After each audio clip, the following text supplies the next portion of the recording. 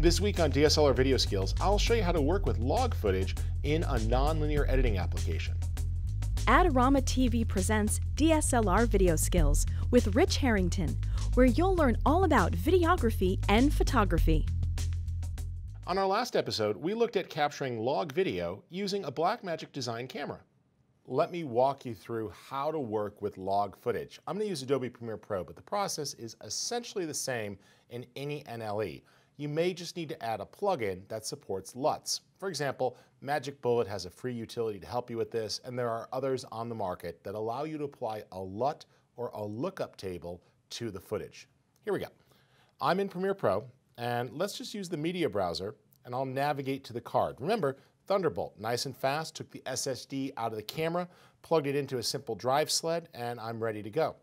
I can now select all my footage, right-click and click Import, and literally, that was the import process. That's one of the great things when the McNally natively recognizes the camera, and there's pretty good partnership going here between Adobe and Blackmagic. You're able to actually see the footage right away with no transcoding.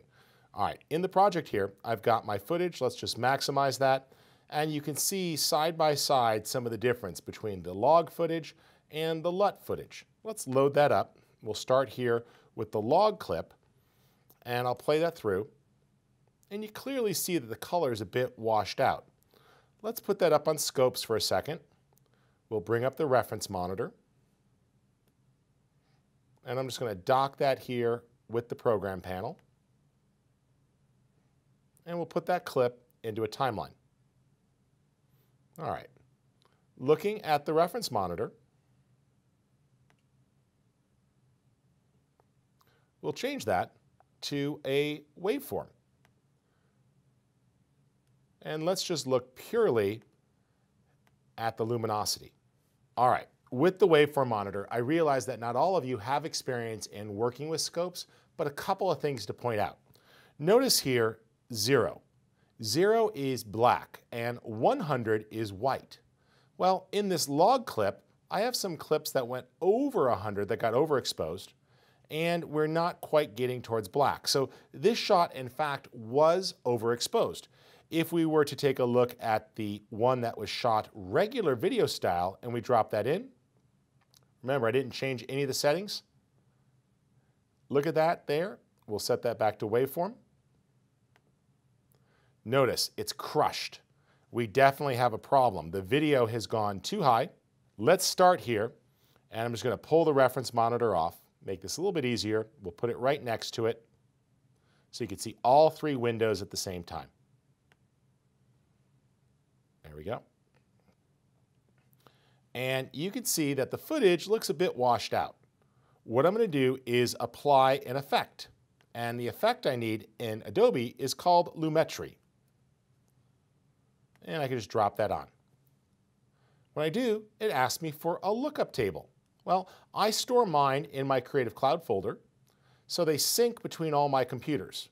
And here it is, Hook BMCC. Now, you might be wondering, what the heck is Hook BMCC? Well, if I take you to his website, what it is a LUT made specifically for the Blackmagic cameras. It's going to very quickly fix the footage and take them into the correct color space, while still giving you more flexibility when it comes to color correction. Now, he asks for a $10 donation, totally reasonable if you use this professionally, but it'll let you download it for free and try it out. And of course, you can always make your own LUT if you feel like it. Hi, this is Rich Harrington. Be sure to check out Adorama's latest contest and your chance to win great prizes. So here it is, let's apply that. And you see that the color is fully expanded. Now, one of the cool things I like is before the LUT, I can start to do things like, we'll do a fast color corrector here. Let's put that on the clip. And we're going to set that so it happens before the LUT. This makes it really easy. So watch, I could recover exposure problems. So even as I pull that exposure down, look at how it doesn't clip. It doesn't start to look washed out. In fact, even as we adjust, everything stays nice and rich. I could lower the output levels of the white. Lift the midtones back up a little bit. And you see that the footage still looks fantastic. because the LUT goes through and properly restores the contrast to the scene. On the other hand here, when it was not shot quite as well, I just don't have as much flexibility. As I start to adjust those midtones, you see how the footage starts to look washed out. We brightened it up, but everything's just sort of lost. And if we pull that back down, you see how all the blacks become crushed.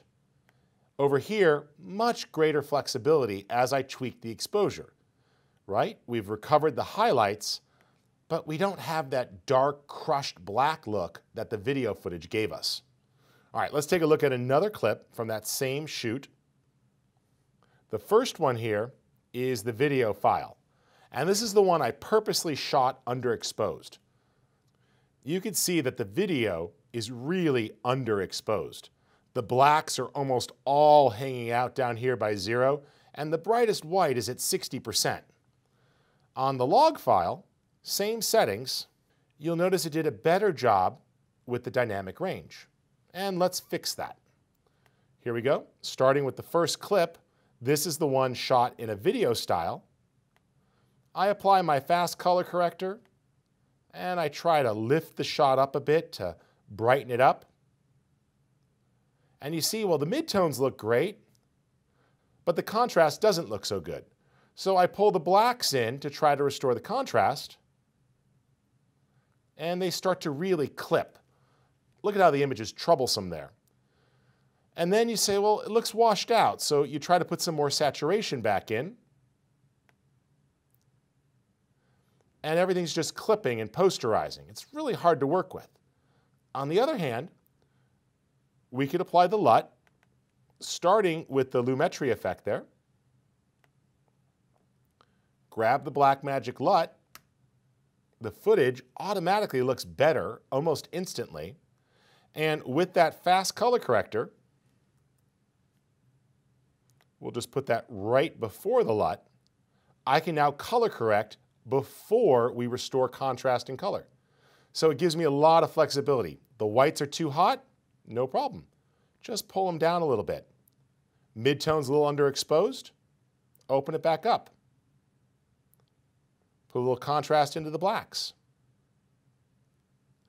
And look at how easy it was to achieve a proper dynamic range. Our blacks are sitting on 0. Our whites are not clipping past 100. And we've got great dynamic range in that image. Compare that to the original shot using a Rec. 709 color space, and you see that everything's really clumped together and the shadows are just all crushed and smashed here on the bottom. Looking at that side by side, that's really not that attractive of a shot. And so we have a hard time getting the proper exposure there. The details of the vase are being lost. And as we get up into the highlights here, things start to get really bright. And you see that it smashes. On the other hand, we've got more detail there. Plus, since this is keyframeable, it's very easy to adjust these levels. And we could simply tweak this to start.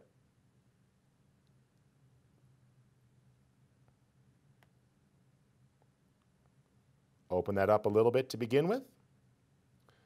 And then move forward and make some adjustments slowly over time. That looks pretty good. And we'll adjust up here for the top position.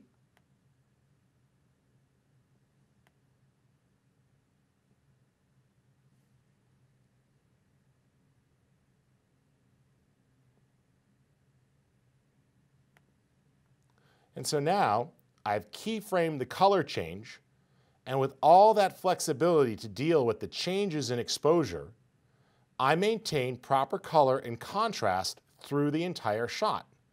And it looks so much smoother than trying to do that to a Rec. 709 video file. You just have much greater latitude when it comes to the contrast and the color. Speaking of contrast and color, you can always take a look at the vector scope. And in this case, I see my color is a bit overly saturated. Not a problem. We'll just take the video limiter and apply it to the clips to help pull that stuff in.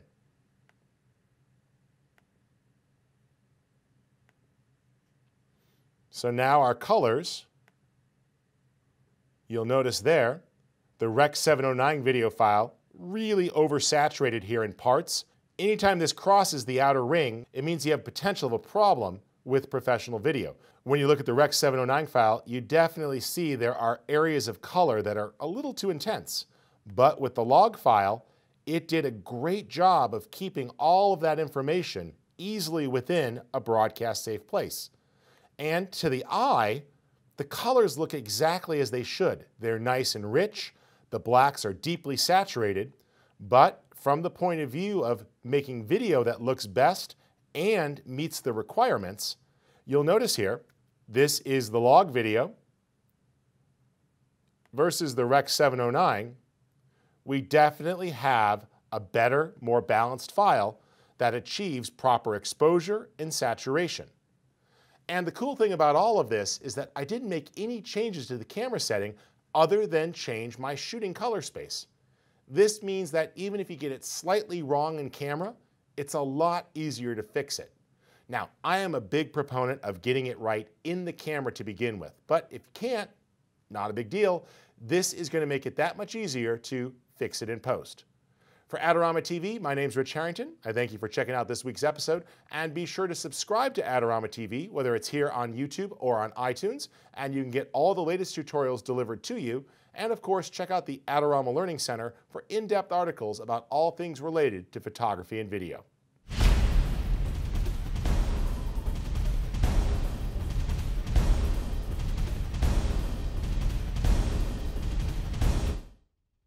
Do you want great-looking prints at low cost? Be sure to visit our easy-to-use online printing service.